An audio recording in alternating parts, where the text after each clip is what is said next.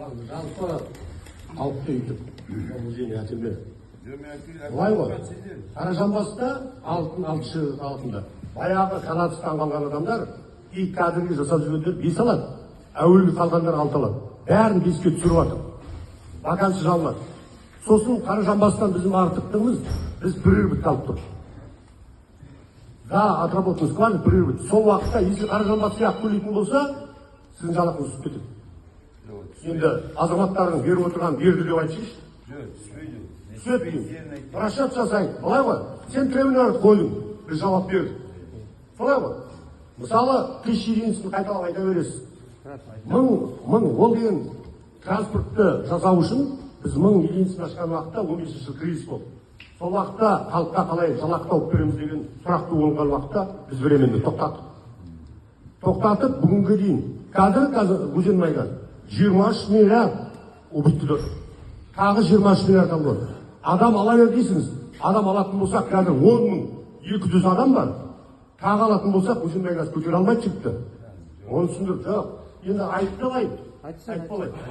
Айта бер. Сол үшін мына 1000 единицаны салатын болсақ та, мекемелерде әрқайсысында тоадин, тоөтетін слесарь, басқа адамдар бар ғой. Соны сол жерге апарамыз. Сол жерге апарып, солар жұмыс істейді. Енді оны бұл жерге дополнительный адам болсақ, мына адамдар аяқта алып қояды. Онда түсіну керек та просто. Бұл жерде ашық әңгіме болу керек деп ойлаймын тағы. Өте орынды әңгіме. Бұл жерде 1000 адамдық орынды бұл уақытында айтылған шетелдік компанияларда техника бұзылса, сол жерге тастайды техниканы, бұзылған жеріне. Оны специальный бригада келіп өзі қарай алып кетеді. Дұрыс қой? Солай болды ғой обещание. Ол жасалған жоқ, жақсы, ладно. Кеттік екінші вопрос. Енді мына 30% төлемейтін болса, где-то 140 адамдай БЖБ-нің өзіне жұмысқа адам алынады. 60% бермей қойын, 100% адам айлық алсын. Оператор по исследованию. Дұрыс па? ППУ-ға да каптер 3-ші разряд алынсын. Дұрыс па? Азилмаш 30-ға адам алынсын. Дұрыс па? Апреске де адам алыны көріп. Дұрыс па? Дұрыс. 140 емес, 240-қа бар. Мынаға 1000 адам алынса, 240 мияқтан кетсе, 1240 тек бір мекемемен ана жаңағы компаниясының қасындағы алынады. Сонда уже 1250 адам кірді дейді. А енді енгілуің бар, 4 енгілу бар, 5 осың бар, бәріне адам алынады сондай ол. Сонда шеттай сен 4000 адамның 3500 адамына жұмыс бар деген сөз. Солай ол. Біз президенттің айтқан қолдаймыз, бізге жаңа Қазақстан керек. Солай ма? Сол себептен. Жігіттер, сосын неде бұлай болып тұр қазір вопрос. Енді мына вопростың бәріне қараған қаражат құйылу керек. Қазірге 1 сағаттың ішінде 100% ақша төленетін протокол шығады. Бірінші вопрос. Екінші вопрос, удаланбайды. Ешкімде. Үшінші вопрос.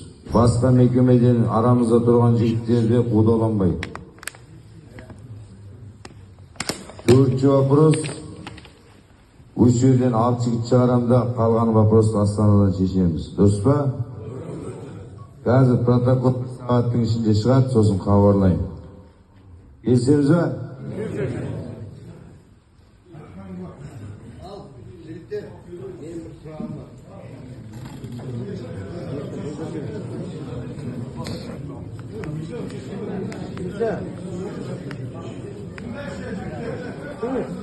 Ал, құрметті ұжымдастар, мен осы жерден зейнетке шығып кеткен Иша деген ағаңыз.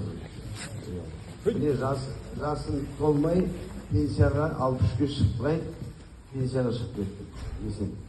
Мына көзімді операциясы кешегі жұмысқа жарамай қалдым.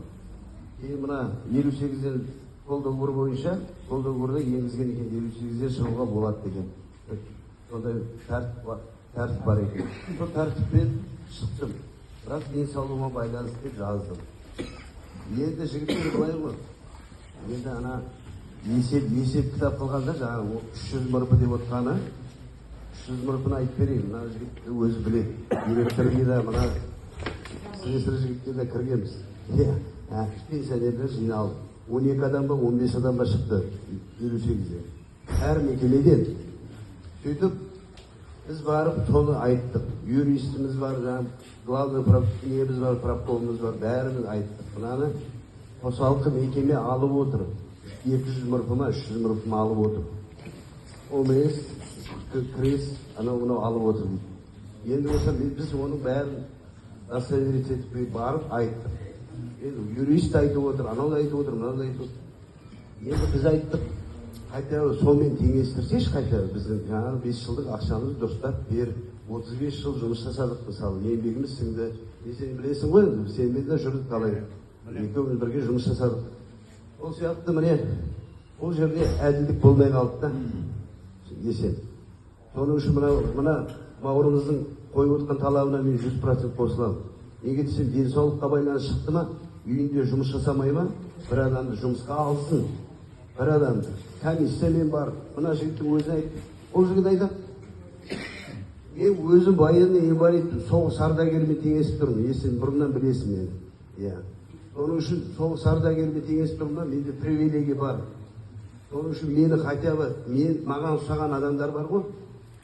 Сондайларға бір көмек жасауға болады ғой. Хотя үйімнен бір адам жұмыс жасау керек та мені. Неге сен асырау үшін мен жұмысқа жарамай қалып отырмын. Оны және айтатын, тоқтайтын. Және айтатын, міне қазіргі таңда 50-дегі жігіттер, микроинсульт, анау, денсаулығы нашарлап жатқан жігіттер көп мынаның ішінде. Дұрыс па жігіттер? Дұрыс. Зорға жүрген жігіттер бар да. Неге десең, бала шаға бағу керек. Бәрімізді бала шаға